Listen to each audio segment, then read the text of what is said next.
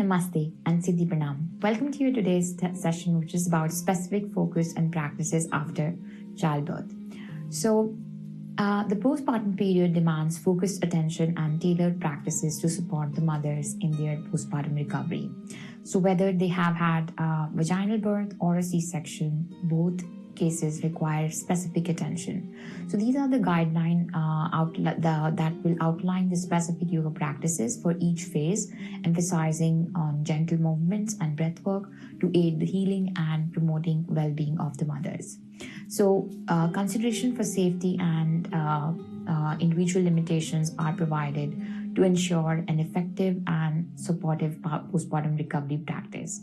So some of the general guidelines for the vaginal and cesarean section deliveries would be highlighted in the coming sections. So first, we will start with vaginal delivery.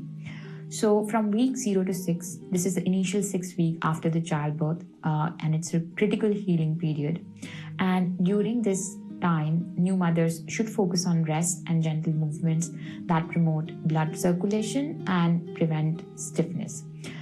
Breathing exercises and gentle movement of pelvic floor exercises can be initiated, but asana practice should be avoided till this time. Then coming on to week 6 to 8, if the new mother has received medical clearance at her postpartum checkup around week 6, then she can start very gentle yoga stretches and basic postures.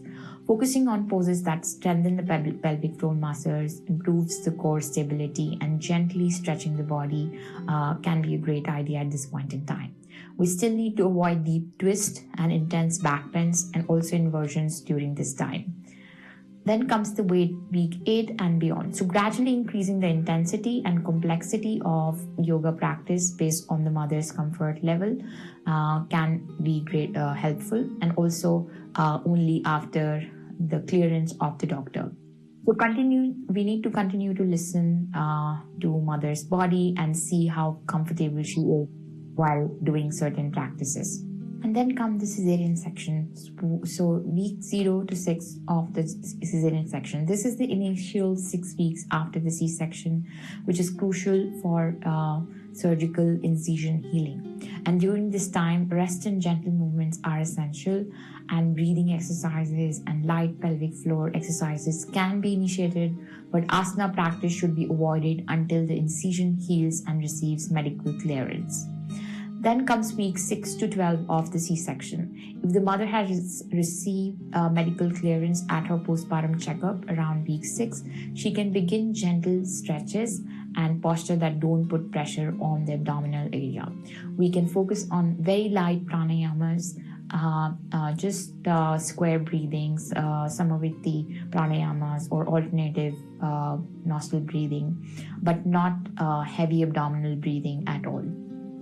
Then we can focus on pelvic floor muscles and gentle stretching exercises. And we need to avoid deep abdominal stretches, intense core exercises completely. And any movements that can cause discomfort around the incision site is also completely prohibited.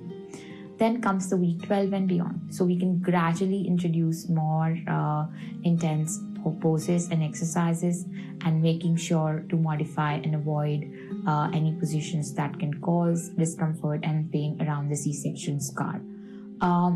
Now, ideally, core strengthening should only be introduced around the time of 6 months has passed the C-section, when the 6 months has passed for the C-section. So, but if the mothers are introducing even slight core work where abdomen is engaged prior to 6 months, then they need to always practice it with caution and sensitivity, as even the upper layer might seem healed, but the inner layer of skin is still healing in the process. So the complete healing occurs only after 6 months. So we do not have to get into a situation of damaging the inner skin layers before they heal, and then coming the gentle practices after vaginal delivery. So some of the asanas that may be practiced each week during the postpartum period to support new mothers' recovery would be these. So first, we can begin with breath awareness, and for in the time of 0 to 6 weeks. So breath awareness is like just deep, slow breathing for relaxation and stress reduction. And then we still need to have contraindications here in mind, that we need to avoid any forceful or rapid breathing techniques. Kapalbhati, Vastrika, or breath of fire, all of these are prohibited at this point in time. Only gentle pranayamas like equal breaths, square breath, or samaviti pranayama, or alternative breathing practices, or Chandravedana, which is a cooling pranayama, only these ones. No heated pranayamas or no kind of forceful or rapid breathing techniques as of now. Then coming on to gentle pelvic floor contractions. So Mula Bandhas can be initiated. We can initiate the awareness and gentle engagement of the pelvic floor muscles, but this also depends if the mother have had perineum tears, if she has any kind of tears, first stage, second stage, third stage, then we need to avoid over-engaging the pelvic floor at this point in time, especially if there is discomfort or pain. What we can introduce then is seated neck stretches, just neck rolls, and release the tension in the neck and shoulder area. And then we need to still avoid deep neck stretches and movement that can cause strain. And then we can introduce seated shoulder rolls, which can just loosen and relax the shoulder muscles. We still need to focus on gentle movements and avoid any excessive or forceful shoulder movements. Then we can introduce some modified cat-cow stretches and very gentle movements and mobilize the spine. This can really help mother ease all that pent-up tension in the lower back area after the childbirth. So just gentle releasing that tension can really help, but still we need to avoid intensely arching the back or putting extra strain on the back. And then is child pose with a wide base. So resting pose to release tension. It's a resting pose to release tension and relax the lower back. And it can be really beneficial from the beginning of the postpartum period itself. Yet here still we need to avoid excessive pressure on the pelvic floor and use a wider knee position for as much as comfort required, but not putting any pressure on the tear or vaginal tear area. Then seated forward bend with support.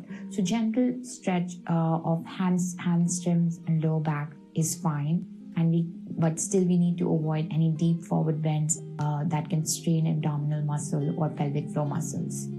Then comes week 6 to 8. Here we can practice seated spinal twist with support. It has to be still gentle twist, and we can increase to just the spinal mobility, but we need to avoid deep twisting and ensure that the twist is still gentle and comfortable. Supported bridge pose is also fine at around this time. We can use it to strengthen glutes and open the chest a little bit. This will ease some comfort, especially if the mother is breastfeeding. Give some comfort for the mother in the chest and the shoulder area. We still need to avoid excessive lifting of hips that may strain the pelvic area. Then warrior pose. Warrior 2 is fine. Standing pose to build strength and stability is good at this point in time, and we can still avoid deep lunging that can cause discomfort or instability. Gentle standing side stretch is also fine, and that can help improve circulation in the body, but we still need to avoid any overstretching and maintain the stability during the stretches. Tree pose with support is also okay, and that will improve balance and focus, and we need to use support if balance is challenging, and avoid if there is some pain or instability. Cobra pose with gentle movement can help strengthen back muscles, and we still need to avoid deep back bends or pushing into that can push into too much pain. We need to avoid that, and we need to keep the movements gentle. You you can start with half cobra first and gently build up to full cobra over time. Then pelvic tilts. So we can engage the and release pelvic floor muscles and release and help with, this can help with lower back also. And still we need to avoid any excessive tilting that can cause strain on the pelvic region. Then coming on to week 8 to 12, triangle pose is fine, and it can help stretch and strengthen the legs and the sides. We still need to avoid overstretching and straining the side body. Warrior 1 can strengthen the legs and open chest. We still need to avoid deep lunging that can cause any discomfort in the pelvic area. Then seated wide-legged forward bend, where we need it can help stretch some inner thighs and hamstrings. We still need to avoid excessive forward bendings that can strain the pelvic floor muscles. Then extended puppy pose is also fine. That can gently open the heart, and yet just being mindful of not to overstretch shoulders or low back, any strain on lower back. Now, reclining bound angle pose can help open hips and relax the body. We can use knee support if there is discomfort in any manner. Gentle bridge pose is absolutely fine at this point in time. This will continue to strengthen glutes and lower back, and we still need to avoid excessive lifting that can strain the pelvic area. Now, week 12 and beyond, revolved triangle pose is fine. Standing twist for spinal mobility, this can really help with that, and avoiding deep twisting is still important at this point in time. That can cause discomfort or any strain. Half camel pose is recommended because now my mother might be ready to take on some difficult asanas, and so we can use that back bend to open the chest and stretch the front body, and we can avoid overarching the back if there is discomfort. And then supported shoulder stand. With the help of blankets or cushions, we can do supported inversions for circulation and relaxation. We still need to avoid inversions if there are medical concerns or instability. Now, Sphinx pose or Salabhujangasanas can gently help opening the chest and lengthen the spine. We still need to avoid overarching the back if there is discomfort. Then Gentle Warrior 3, where it can help improve balance and focus. We can use wall to support for balance if needed, and we can avoid if there is pain. And then supported fish pose, opening the chest and stretching the front body, it can help with that, and we can use support under the back if there is discomfort. Cork pose, Shavasana, relaxation pose to promote overall well-being can be used very well from the beginning itself. Now we can use to maybe lie down on the back. It's really fine. And we just need to ensure that the mother is well supported and comfortable during the relaxation. And these yoga asanas has to be tailored to support new mother's recovery during each phase of postpartum period, while considering safety and individual limitation. So we always need to know the current medical condition of the mother to help her modify any asanas that might be required. Then hip opening and pelvic stability. So childbirth can lead to tightness and tension in the hip area, and gentle yoga postures that can help relieve discomfort and improve flexibility and promote overall well-being are very useful at this point in time. So incorporating hip opening asanas into the postpartum routine can really help alleviate tension and also enhance flexibility and promote relaxation. Yet it's vital to combine them with overall postnatal care and include adequate rest, proper nutrition, and also regular health check-in with the doctor. So hip opening asanas that are essential during postpartum period, they can help with the new mothers with their physical and emotional recovery after childbirth. So pregnancy and childbirth does impact the hip area as well as the pelvic area a lot. So these areas do experience a lot of stress, and so when we practice hip opening asanas mindfully, it can really be beneficial. So first, what it can do is relieve tension and discomfort, and that will help mother release all the tension that is building up in that area, and all the physical demand that pregnancy and childbirth must have left on the hip area, that and it might leave the childbirth and pregnancy might leave the hip area feeling quite tight and sore at times, and also these asanas can provide much needed relief. And it can restore the flexibility also. So hip opening asanas can restore flexibility. Pregnancy hormones can loosen the ligaments around the pelvic region, which can lead to decreased stability and flexibility in the hips. So hip opening asanas can gradually restore flexibility and strength in the hip region. It can also improve circulation. So practicing hip opening postures can improve blood circulation in the pelvic area and promote healing and recovery. And it can also enhance circulation, and the enhanced circulation can also reduce the swelling and inflammation in this area. And then it can further strengthen the pelvic muscles. So certain hip opening asanas engage and strengthen the pelvic floor muscles, which can be weakened due to childbirth. So strengthening these muscles is crucial for pelvic health, and hence it can help prevent the issues like urinary continence or pelvic prolapse, or all the problems that are related to pelvic floor health. And then it can also encourage mindfulness and self-care. So practicing yoga, including the hip opening asanas, does encourage the mothers to take that time for self-care, and also use that ease of asanas to release that built-up tension in those areas. And it can also promote posture and alignments.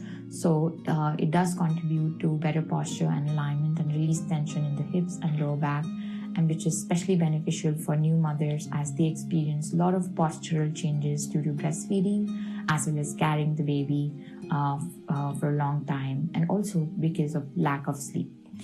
Then it also promotes hip flexibility. So hip opening asanas do help with stretching and releasing tension in the hip flexors, which can become tight during pregnancy, specifically when the mother spends a lot of time sitting. And then pelvic alignment. So hip opening asanas also promote pelvic alignment, which is essential for pelvic stability and also overall posture after childbirth. It can also relieve low back pain, which is very common after postpartum, in postpartum period. Many hip opening asanas also stretch the muscles of low back, which can elevate any discomfort or pain in this area, which is often experienced during pregnancy as well as after giving birth.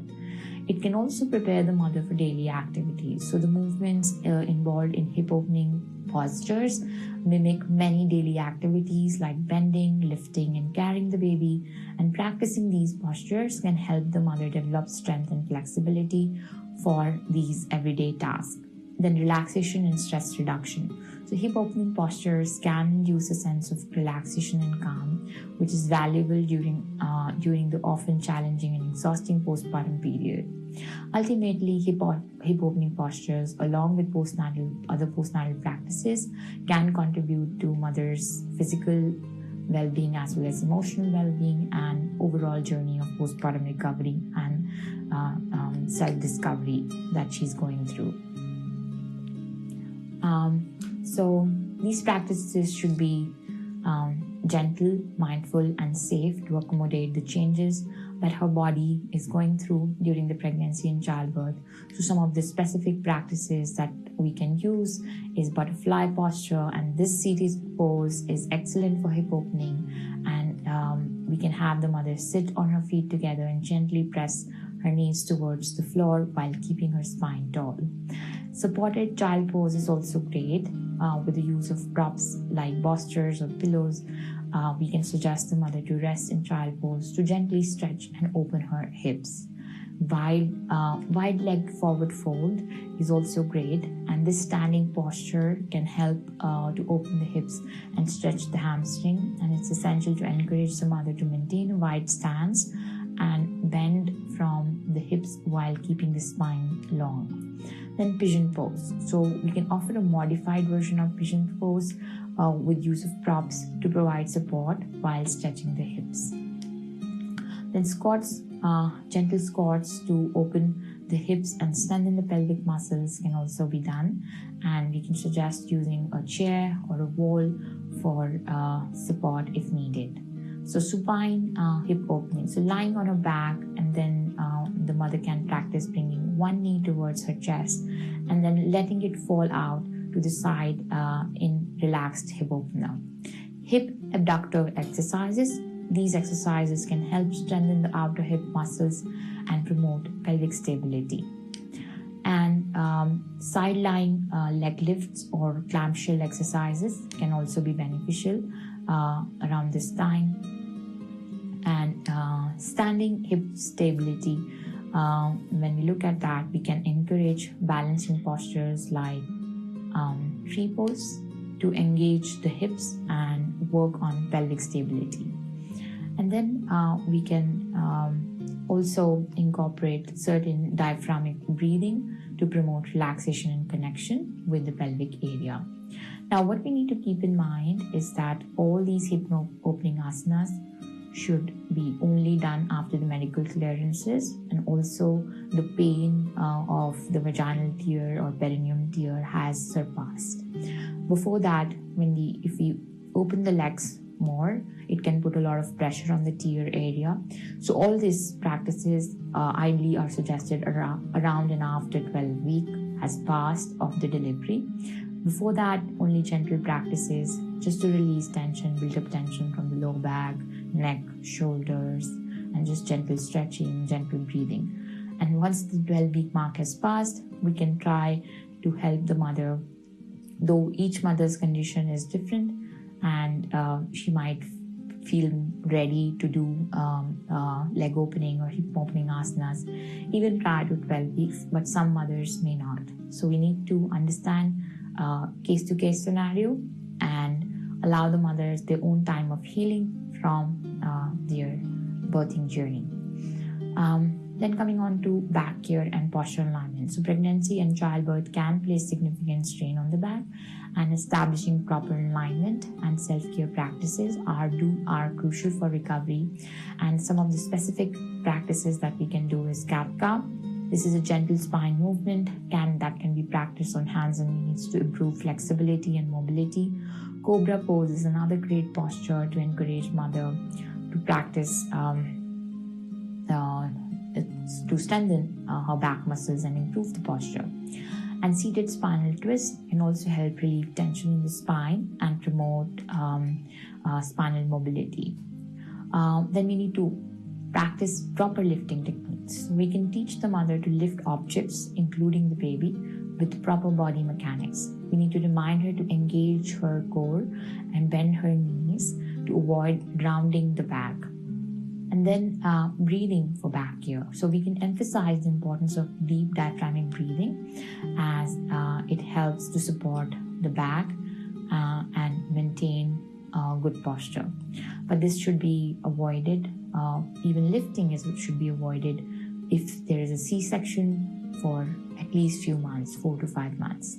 And so one needs to be very careful while lifting heavy objects or the baby. And engaging core too much can feel hurtful at the abdominal muscles for the C-section women. So it really varies. But for normal vaginal delivery, it's absolutely fine to focus on the core after a few weeks of recovery, and they can still focus on the core muscles and strengthening them. And then strengthening exercises. So gradually we can introduce gentle back strengthening exercises like bird dog pose, opposite arm and leg to reach, that can support the spine. And then sitting tall. So engaging the core muscles while sitting to maintain upright postures is also should be recommended to the mothers. Then shoulder back and down. Rolling the shoulders back and downwards to open the chest, that can help avoid slouching. Then chin tuck. So gently tucking the chin to align the head and neck with the spine can also be a great practice, especially in the beginning days. Then hip over ankles. So standing with hip aligned directly over ankles to distribute the weight evenly. We can start with this practice in the beginning of the yoga session specifically, just to recheck on the posture alignment for the mothers. And then child pose. Kneeling and sit back. We can sit back on our heels and stretch our arms forward and relax our back for some time. And then we can hold there for 30 seconds. So that can be really beneficial. Then chest opener stretch. So standing tall, clasping the hands behind the back and gently lifting our arms while squeezing our shoulder blades. That can also be beneficial, and then we need to hold these for 20 seconds. Then lifting. So bending our knees while engaging the core muscles to lift the objects close to our body can be a great idea, being mindful while lifting. Now at the time of feeding, so using supportive pillows while nursing to maintain a good posture can also be a great suggestion for maintaining posture alignment. And carrying the baby. So switching sides, often to balance the load on the back, can be also a great idea for aligning the posture.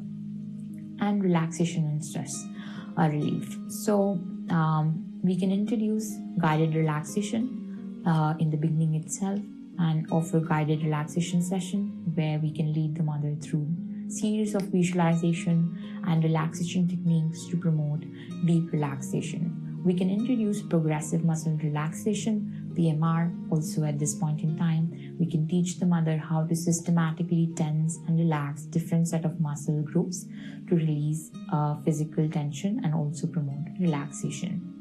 And then restorative yoga. We can incorporate restorative postures in the practice, like supported child pose, legs up the wall pose, reclining bound angle pose. These poses are deeply nourishing and calming. And then include Yoga Nidra. It's an excellent practice to guide new mothers for relaxation during postpartum period, and it is deeply calming and meditative practice that promotes physical, mental, and emotional well-being.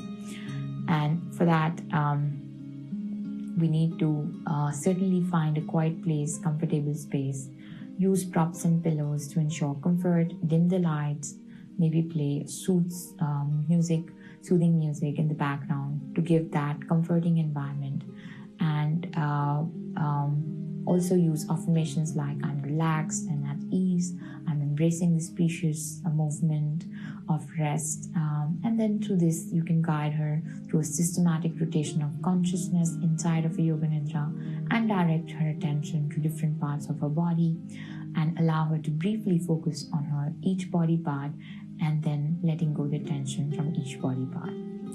Then we can also encourage for nature walks and outdoors walks, and that can really help reduce stress and boost mood. This can be done even after 10 to 15 days of the delivery if the mother feels healthy to go on a walk. Aromatherapy is also great therapy, which can offer a lot of calming effect using essential oils like lavender or chamomile inside of a diffuser can really help the mother be at ease and reduce some stress. Then using support groups, so encouraging the mothers to join supportive groups and sharing their experiences with other mothers is also very therapeutic. And reminding the mother to practice self-compassion, being gentle with her at all times, and letting her know that it's okay to take time out for self-care is very important. And creative expression. So if the mother enjoys creative activities, suggesting engaging in art, music, any form of expression that can help her relax and unwind is also great. And this point in time, digital detox is very much required. So really encouraging the mothers to take break from screens and social media and excessive screen time can really contribute to stress management. Also, the mother's eyes are quite weak after the delivery, and it's not recommended to engage in any screen time prior to 30 days or 40 days have passed after the delivery. Then the massage. If possible, recommend postpartum massage. This is a great option to help release muscle tension and promote relaxation. In India specifically, for many generations, new mothers are always being provided with massages, and there are Ayurvedic therapies for this. And also, if you happen to know any Indian women, you would know that even a local area, whether they are rich locality or poor locality, it doesn't matter. Most of the women are provided that massage care in the postpartum period, whether by if they can afford to hire someone, then they would afford that. If they cannot, then family members provide that support. So it has been very integrated part of the Indian culture. I'm pretty sure it comes from the Ayurvedic lineage and understanding. So in Western world, it's different because people are not easily available to offer the massage, but that has the most powerful effect during the postpartum recovery. Then coming on to the breast and the shoulder opening. So breast and shoulder opening exercises are beneficial for new mothers in the postpartum period. Pregnancy and breastfeeding can lead to tightness and tension in the chest and shoulder areas also. So some of the shoulder opening ways would be first chest opener stretch. So standing or sitting tall with the arms behind the back, interlacing the fingers at the back and gently lifting the arms to open the chest and shoulder. This can encourage the mothers to take deep breath into this pose, and we can enhance the stretch if possible. This will really help release the tension from the shoulders and the back and the neck. And then wall chest stretch. So have the mother stand facing the wall with her arm extended at the shoulder height and palm pressing against the wall. She can gently turn her body away from the wall to stretch the chest and front shoulder. Then is eagle arm.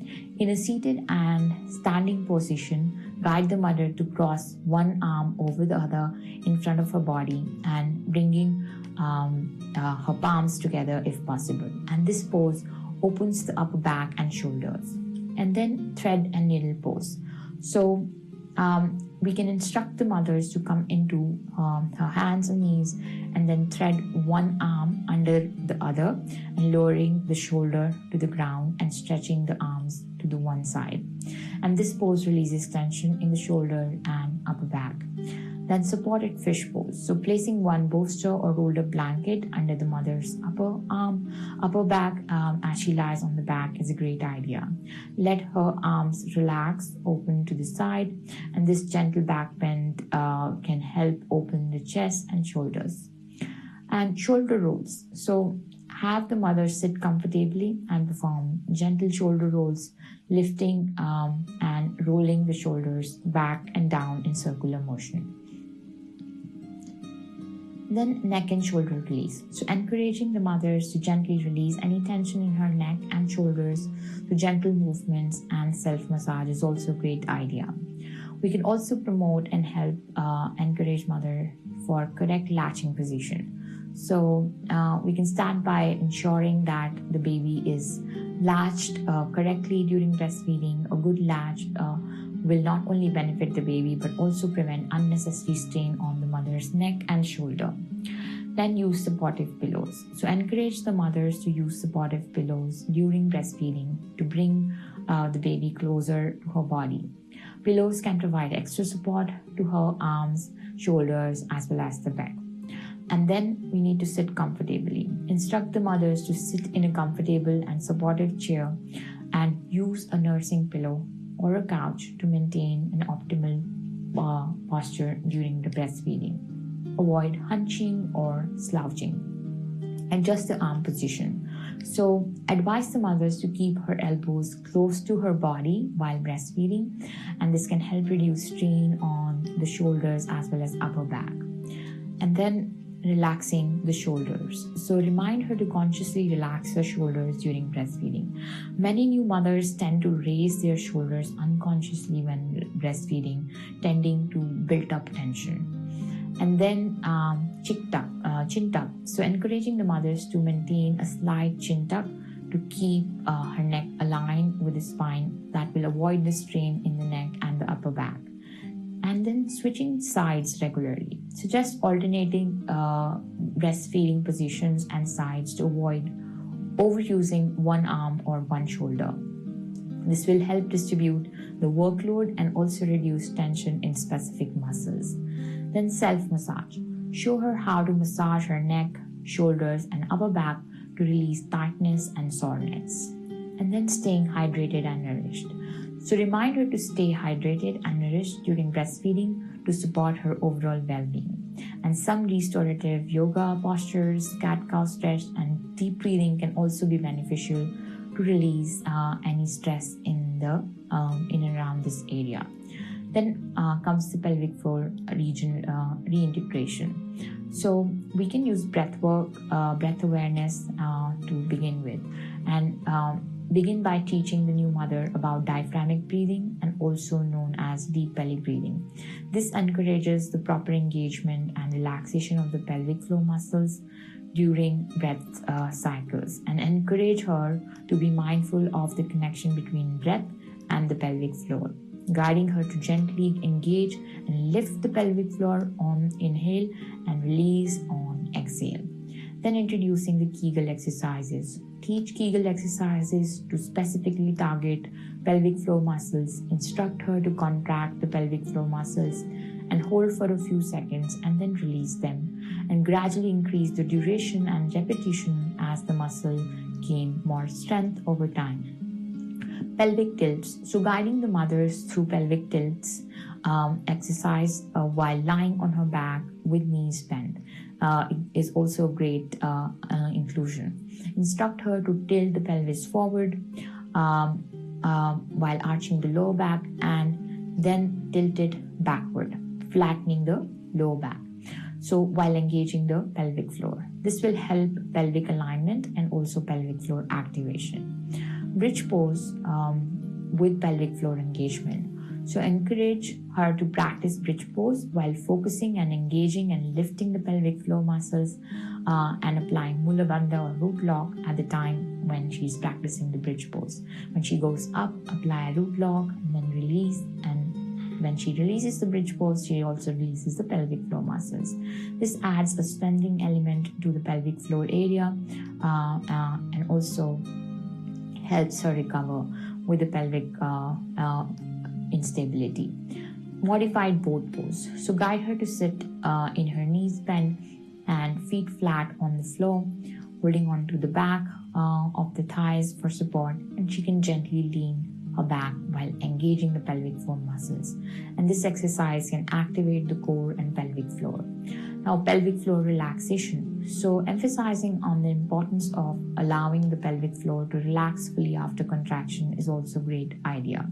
This relaxation is essential for maintaining healthy muscle function as well as avoid excessive tension. Now, we need to avoid overexertion. So reminding the mothers to not to overexert herself during pelvic floor exercise is also important. So it's essential to start slowly and gradually increase the intensity as her muscle regains the strength. And being mindful of mind-body connection. So encouraging mothers to develop strong mind-body connection, being mindful of the sensation in the pelvic floor and also how it responds during different exercises and moments. Being conscious of that.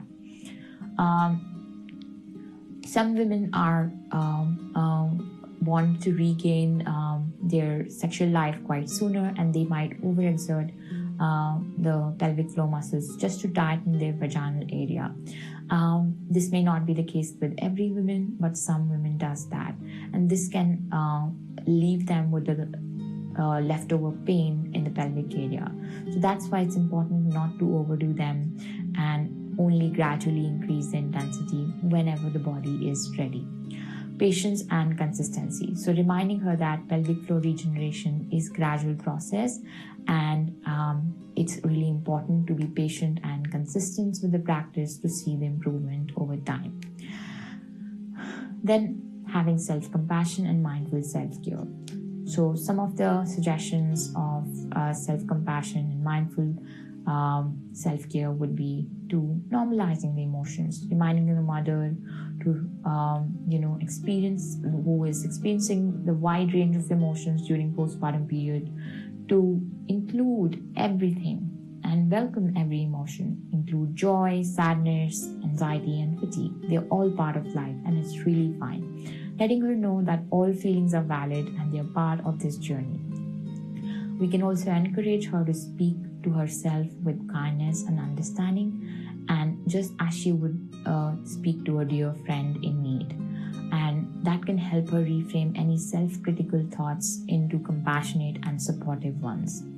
Then she can also look at setting realistic expectations from herself as a new mother, and remind her that it's really okay to ask for help and take breaks whenever needed. And introducing simple breath awareness exercises will also help her to stay present and centered during challenging movements. Encouraging her to take deep few breaths whenever she feels overwhelmed is also a great idea. And having mindful movements with the baby. So guiding her to practice mindfulness while spending time with her baby, savoring each precious moment without distraction with the baby, will also help her ease all the discomforts of this journey. And prioritizing sleep and rest. So emphasizing the importance of rest and sleep for her physical and emotional well-being and recovery is also great. So just that napping when the baby naps is also great. Letting go of non-essential tasks is really fine. And mindful eating, encouraging her to practice mindful eating, savoring her meals, and tuning her into her own body's hunger and fullness cues is also a great idea. And not to overeat or eat lesser due to stress. And then creating relaxing space. Help her to create a peaceful and comforting space in her home where she can retreat for relaxation and self-care. You can suggest generating practices where she can, express her thoughts and emotions freely. And writing can also be a cathartic and insightful practice. And then spending time in nature, whether it's a short walk or simply sitting in garden, nature can be grounding and calming. And when she incorporates gentle mindfulness awareness and self-awareness and mindful movement to her practice, she can really help herself in her healing journey. Including gratitude to her practice and life would also help look at life from positive angle, and look at the motherhood journey from a different perspective. And then boundaries. Learning to say no. So teaching her to set boundaries, prioritizing her own well-being, encouraging her to say no to additional commitments at this point in time, and letting go of any obligation that might be overwhelming her could also be a great add-on from your side. So it's not about just asanas. It's you as a teacher. You have the power to provide the holistic care to the mother from different angles and different aspects. If you understand all these aspects, the tools that can empower her as a human being during this transitional phase of her life, you would know what to guide when the person comes to you asking overwhelming questions. If they seek support, you should know what you can offer. And what you can offer beyond yoga is introducing yogic lifestyle, which is one of the powerful tools is staying mindful. And more women will be able to practice mindfulness in midst of the chaos of a new mother life, then she will more be thankful to you for introducing this gift of life, this gift of present moment to her as a yoga teacher. And that's your power. Beyond the asanas, beyond all the practice, the power lies in your hand is introducing being mindful in each and every moment. That's the gift you should be gifting to each mother while in pregnancy or in postpartum period. With that, I hope this contributed to you and you continue to contribute to many, many lives through this. Thank you and namaste.